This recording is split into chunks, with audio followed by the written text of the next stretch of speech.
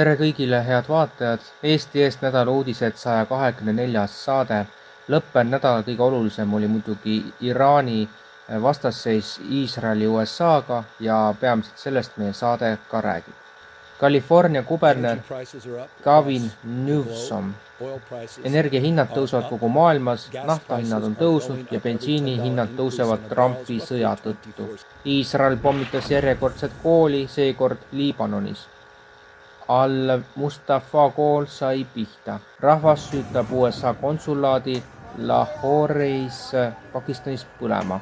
Kinnitatud on, et USA relvajõudude õhutõrjesüsteemi THAAD radar Al-Ruwaisi baasis AÜE-s on hävitatud. IRGC teatas 2 seda tüüpi radari hävitamisest, mis nõrgestas oluliselt USA võimet Iraani rakette pealt kuulata. Iraani rünnaku järel põleb Dubais asuv Ameerika konsulaat. Senaator Richard Blumenthal hetk tagasi pärast Iraani teemalist briifingut.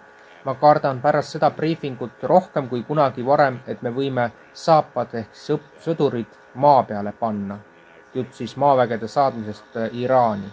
Iraanlased tulid 4. tööd järjest välja Islami Vabariiki toetama, marsside ulatus ja selle suurus on enneolematu. Vladimir Putin plaanib peatada gaasitarned Euroopa Liitu. Riigipea teadis, et annab valitsusele korralduse kaaluda võimalus peatada Venemaa gaasitarned Euroopasse kohe, ootamata 2027. aastani, mil Euroopa Liit kavatseb impordi täielikult lõpetada. Nad plaanivad 6 aja pärast kehtestada Vene gaasi, sealhulgas veeldatud gaasi ostmise piirangud ja seejärel aasta hiljem 2027. aastal edasi piirangud kui täieliku keeluni kaasa arvatud, meenutas president. Ta esitas otsese küsimuse. Võib-olla oleks meile praegu kasulikum Euroopa turu varustamine lõpetada, liikuda arenevatele turgudele ja seal kanda kinnitada. Putin rõhutas. Ka siin tahan selgelt öelda, pole mingit poliitilist motiivi.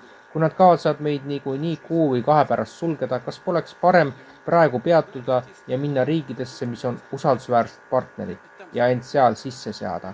Ning Iraani välisminister Abbas Araghchi ei andnud NBC intervjuus otsest vastust küsimusele, kas Venemaa ja Hiina aitavad sõjas USA ja Iisraeli vastu. Kas Venemaa ja Hiina aitavad teid selles sõjas aktiivselt, küsis ajakirjanik temalt. Nad on meid alati aidanud, vastas minister. Seega jah, täpsustas ajakirjanik. Ma ei hakka keset sõda detailidesse laskuma, ütles Araghchi. Rahvaalgatusest veel nii palju, et tänase seisuga on seal elektroonselt 322 allkirja, mis näitab muidugi, et inimesed on kahjuks apaatsed. Ja homme siis ehk esmaspäeval 9. märtsil on Tallinna Ülikoolis koosolek, kus siis sundüürnike ja teiste teemat arutatakse kohapeal. Kes eelmist saadet kuulas, see teab, kuhu koguneda. Aga ütleme siis veel kord, et see on Silva ruumikompleksis S235. Loodetavasti andmed on täpsed.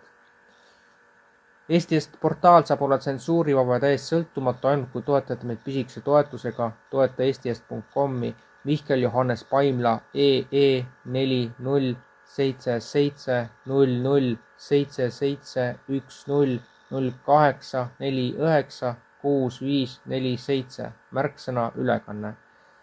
Seda on võimalik näha ka saate alguspooles olevates tiitrites kui ka päris lõpus.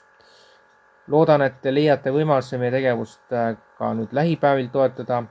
Mis puudutab vandenõude analüüsi saadet, siis see peaks eetrisse jõudma umbes märtsi keskpaiku ja tänan, et meie saadet vaatasite ja järgmises saates, mis kas on järgmisel pühapäeval või siis ülejärgmisel, võtame ka kokku lühidalt selle, mis toimus 9. märtsi koosolekul. Meie poolt kõik.